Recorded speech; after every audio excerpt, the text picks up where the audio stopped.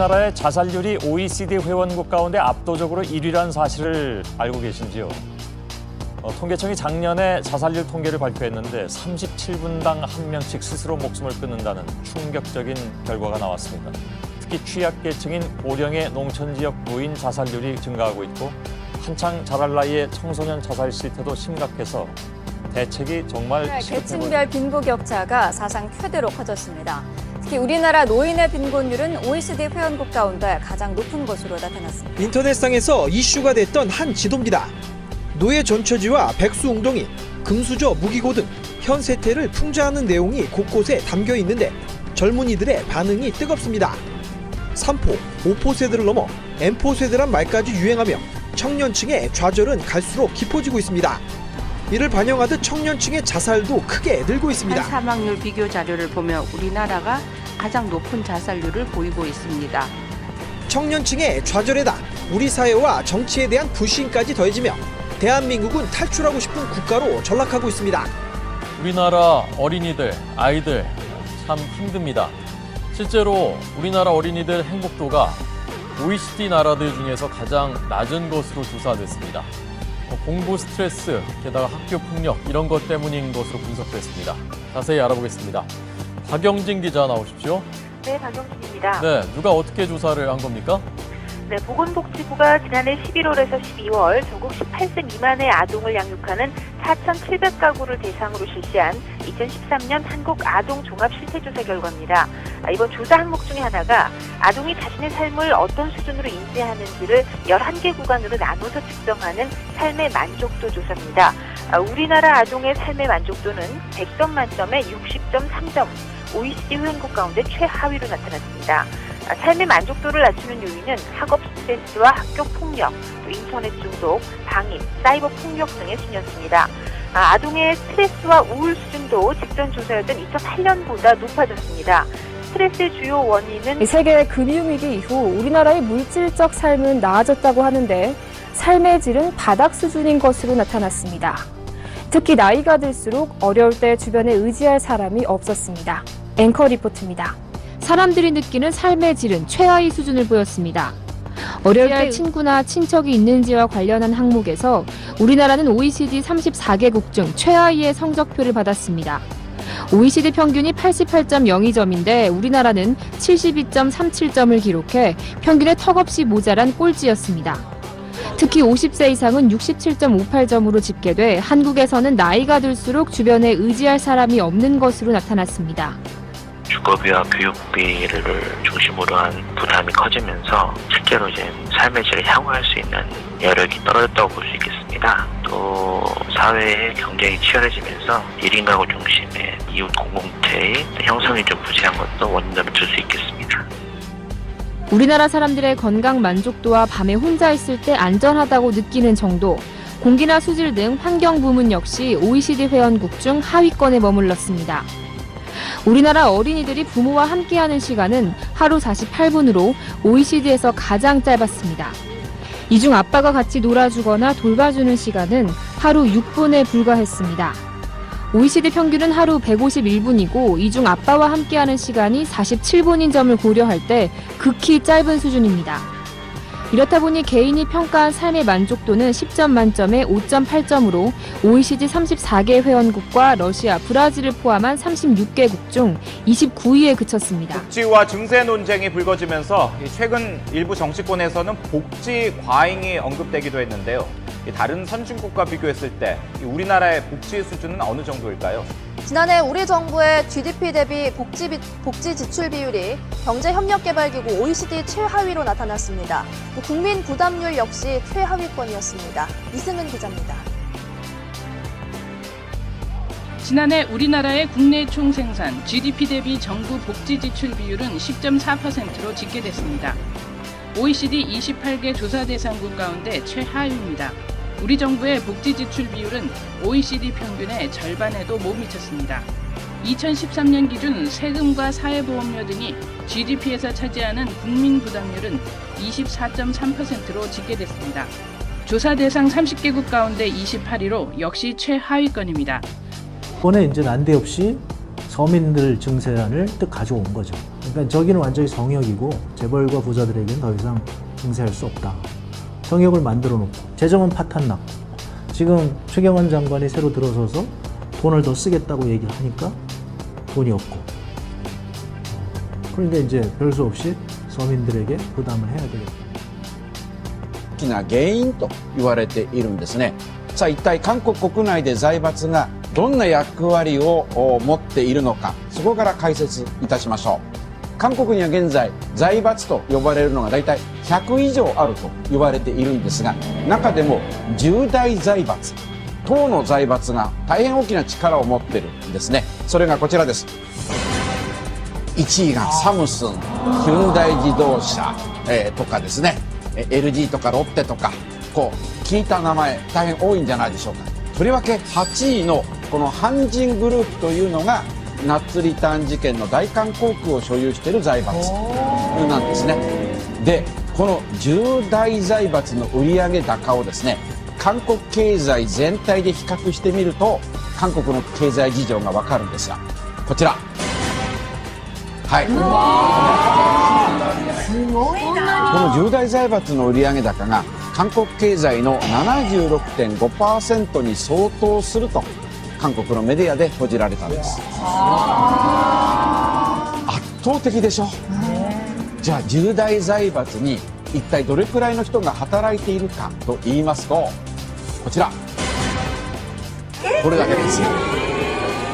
これ全部で2507万人の労働者のうちたった 3.6% の人が10大財閥で働いている。 3.6% の人が売上高の 76% を稼いでいる。となると財閥とそれ以外の庶民との格差がものすごいってことが分かるでしょう。だからチャンスがないって言ってた。じゃあみんなにしてもそう財閥の企業で働くっていうことがものすごい大変だった、はい、そうですよね。そしてこの国民がこう財閥との間に感じている格差が一体どれくらいなのかというのをですね、じゃあ所得で比較してみましょうか。まずは韓国の平均年収、こうなってます。およそ340万円。ちなみに日本の平均年収は414万円なんですね。だからまあ日本よりはちょっと低いということなんですが、では韓国の財閥で働いている人とはどれぐらい年収が違うのでしょうか。最も高かった財閥 SK グループの SK テレコムと比べてみましょう。こちら1165万円、その差825万円。だから財閥一族になれなくてもこの会社に就職すればこれだけの生活が保障されるっていうことになるわけですね。なぜここまで財閥が大きくなったんでしょうか。これね、戦後の韓国っていうのはこう日本からの経済協力金を使って経済成長を遂げましたよね。それを支えたのが実は財閥だということなんですね。もちろん戦前の韓国にはこんな財閥というのはなかったんですが、戦後韓国経済が成長してくるとですね、とりわけ軍事独裁政権があるわけでしょ。そうすると軍事独裁政権に取り入ってそこの政治家と密接な関係を築けばその政治家からいろんな仕事を回してもらえるわけですよ。それによってその政治家と密接な関係を築いた一族が大きく成長していった。これによって次々に新興財閥が生まれていった。ということ。박근혜 대통령은 대선 전 자신이 대통령이 되면 세금을 올리지 않고도 기초연금 등 각종 복지를 해결할 수 있다고 호언장담했습니다.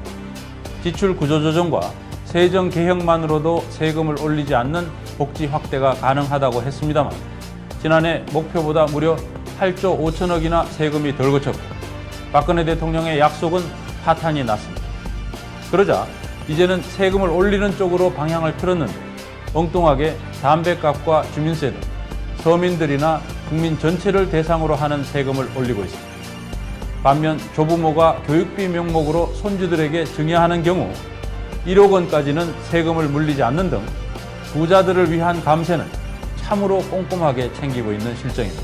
30대 그룹 사내유보금 현황입니다. 삼성이 232조, 현대차가 113조, SK가 70조, 이른바 10대 재벌이 612조를 가지고 있습니다. 자, 부총리께 질문하겠습니다. 이렇게 막대한 이익을 올린 이 사내 유보금, 여기 노동자들이 기여한 건 없습니까? 노동자들은 이렇게 열심히 해서 사내 유보금을 모아놨더니 노동자들에게 임금을 깎겠다, 해고를 쉽게 하겠다. 이것이 바로 재벌 편향적인 우리 기재부의 정책이라는 겁니다. 자, 이 사내 유보금 710조 원 어떻게 쌓였나를 우리는 고민을 해야 됩니다. 박근혜 정부 국가 채무 150조입니다. 이명박 정부에서 재정적자 100조 냈습니다. 250조 재정적자, 나라 살림 거덜내면서, 그런데도 재벌을 계속 지원합니다. 재벌 세금 깎아주죠. 부자 감세해가지고 지금 엄청나게 지원하죠. 결국은 빚내서 재벌 대기업 지원해준 거, 국민들의 피땀이 들어간 게 저 710조 아닙니까? 거기 동의하십니까? 동의 안 하십니까? 네, 동의 안 합니다. 그 710조에 부자 감세가 들어가 있지 않습니까? 들어가 있지 않습니다. 안 들어가 있으면 그 돈 어디 갔습니까? 세금 깎아줬으니까 그게 이익으로 남는 거 아닙니까? 지금 비과세 감면에 해준 거, 그게 710조에 안 들어가 있다고요? 아니, 부총리가 지금 뭐 부자는 그 개인이고요. 저기는 재벌 감세 해준 거 아닙니까? 법인세 지금 성역으로 만든. 법인이 무슨 부자입니까? 아니, 부자 감세, 우리 부자와 재벌 감세입니다. 그렇게 얘기하시죠. 그럼 재벌 감세에 들어갑니까? 대기업 감세 이렇게 말씀하셔야죠. 재벌 감세 해준 거는 그럼 710조에 들어갑니까? 그러니까 정부가 들어간 건 인정하십니까? 그걸 일률적으로 그 말씀을 드리기는 곤란하고요. 어쨌거나 그 사내 유보금의 결과치로 하는 거고요. 회계상의 개념이고, 저기는 유상증자분, 그리고 그다음에 지금 계속해서 아니, 지금 이익 나서 거의 이익이 지금 정부에서 세금 깎아주고 비과세 감면 해주니까 난 거 아닙니까? 다음 페이지 넘어가 주세요. 이렇게 되어 있습니다. 다 그냥 그 사내 유보금 710조 쌓는 동안 서민 어떻게 됐습니까? 넘어가 주세요.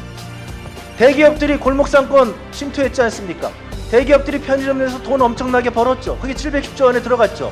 동네 슈퍼는 그때마다 하나씩 감소했죠. 재벌 대기업이 한식 뷔페 전쟁했잖아요. 골목상권 직격탄 날렸잖아요.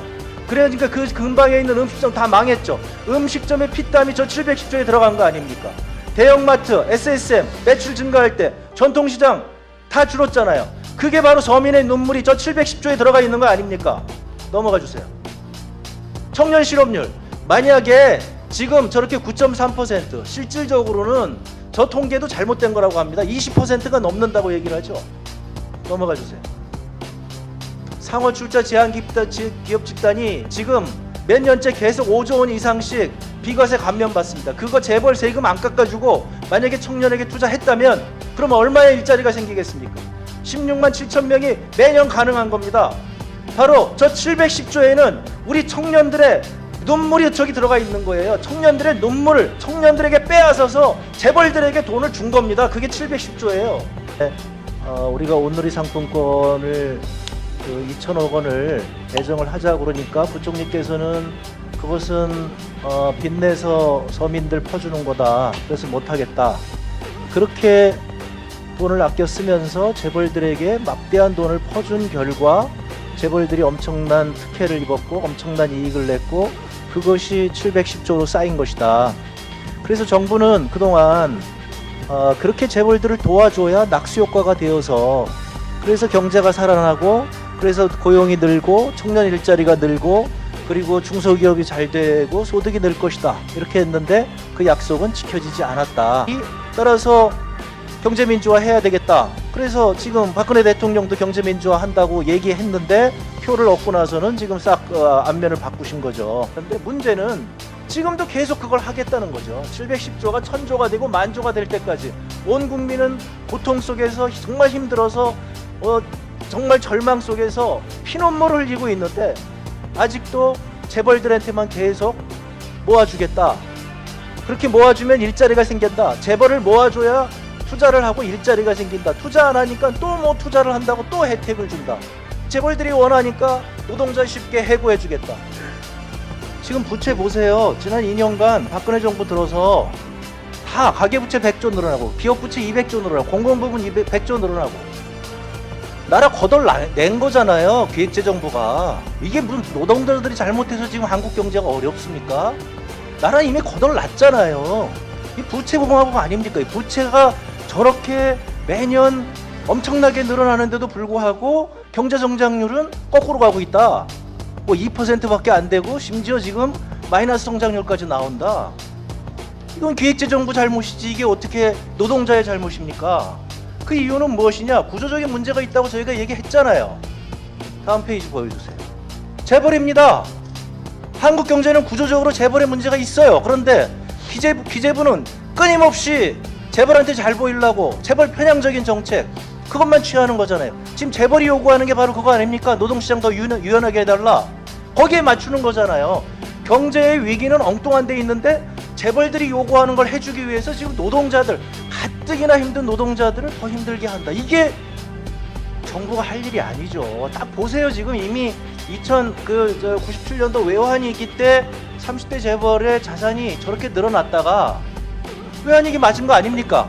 근데 지금 2012년도에 이미 그 수준이 넘어가고 있어요.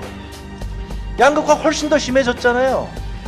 위기는 이미 눈앞에 와 있죠. 무슨 얘기를 하시는 거예요? 국민들 건강 생각해서 담배값 올릴 거면은 담배값을 올리지 세금을 올리지 말라고 그래서 담배값 안에 세금을 올린 거잖아. 뭐 애매한 거죠. 애매한 건데 본래 우리가 이제 기대하는 거는 본래 이제 정책 목표라는 것은 보통 다른 말이 없으면 보통의 일반적인 국민 다수를 염두에 두고 한다고 보통 하는 거죠. 근데 이번 정책 같은 경우는 국민한테 뭐가 좋다라고 하는 설명이 없어요. 그러니까 아마 뭐 저는 어떻게 보면 국민한테 뭐가 좋다라는 설명을 하기가 불가능했을 거다. 행복 순위는 143개 나라 가운데 118위. 그러니까 뒤에서 세는 게 훨씬 더 빠른 수준이었습니다. 가장 행복감이 높았던 나라는 파라과이, 에콰도르, 과테말라 이런 중남미 국가들이었습니다. 아시다시피 그닥 잘 사는 나라들은 아닐 텐데 왜일까요? 지난 2006년부터 시작된 이 행복감 조사는 GDP, 즉 나라가 얼마나 부자이냐 아니냐 이걸 따지는 게 아니라 하루하루 사는 재미가 있는가, 즉 사람들의 일상의 행복도를 조사했기 때문이었습니다. 반면에 이른바 국민 행복 시대를 사는 한국인의 행복감은 세계 바닥권인 셈입니다. 그렇다면 행복한 마음이 도통 들지 않는다는 사람들, 이유는 어디서 찾아야 할까요? 의 부유층이 전체 재산의 18%를 갖고 있지만 하위층 40%가 갖고 있는 재산은 고작 3%에 불과했습니다. We need to focus much more on the bottom 40%. They are losing ground. And the fact that they are losing ground blocks social mobility and brings down economic growth. 우리나라 어린이들이 부모와 함께하는 시간은 하루 48분으로 OECD에서 가장 짧았습니다. 이 중 아빠가 같이 놀아주거나 돌봐주는 시간은 하루 6분에 불과했습니다. OECD 평균은 하루 151분이고 이 중 아빠와 함께하는 시간이 47분인 점을 고려할 때 극히 짧은 수준입니다. 이렇다 보니 개인이 평가한 삶의 만족도는 10점 만점에 5.8점으로 OECD 34개 회원국과 러시아, 브라질을 포함한 36개국 중 29위에 그쳤습니다. 복지와 증세 논쟁이 불거지면서 최근 일부 정치권에서는 복지 과잉이 언급되기도 했는데요. 다른 선진국과 비교했을 때 우리나라의 복지 수준은 어느 정도일까요? 지난해 우리 정부의 GDP 대비 복지 지출 비율이 경제협력개발기구 OECD 최하위로 나타났습니다. 국민 부담률 역시 최하위권이었습니다. 이승은 기자입니다. 지난해 우리나라의 국내 총생산 GDP 대비 정부 복지 지출 비율은 10.4%로 집계됐습니다. OECD 28개 조사 대상국 가운데 최하위입니다. 우리 정부의 복지 지출 비율은 OECD 평균의 절반에도 못 미쳤습니다. 2013년 기준 세금과 사회보험료 등이 GDP에서 차지하는 국민 부담률은 24.3%로 집계됐습니다. 조사 대상 30개국 가운데 28위로 역시 최하위권입니다. 이번에 이제 난데없이 서민들 증세안을 뜩 가져온 거죠. 그러니까 저기는 완전히 성역이고 재벌과 부자들에게는 더 이상 증세할 수 없다. 성역을 만들어 놓고 재정은 파탄 났고 지금 최경환 장관이 새로 들어서서 돈을 더 쓰겠다고 얘기를 하니까 돈이 없고 그러니까 이제 별 수 없이 서민들에게 부담을 해야 되겠다. 大きな原因と言われているんですね。さあ一体韓国国内で財閥がどんな役割を持っているのか、そこから解説いたしましょう。韓国には現在財閥と呼ばれるのが大体100以上あると言われているんですが、中でも10大財閥、党の財閥が大変大きな力を持っているんですね。それがこちらです。1位がサムスン、ヒュンダイ自動車、とかですね、LG とかロッテとか、こう聞いた名前。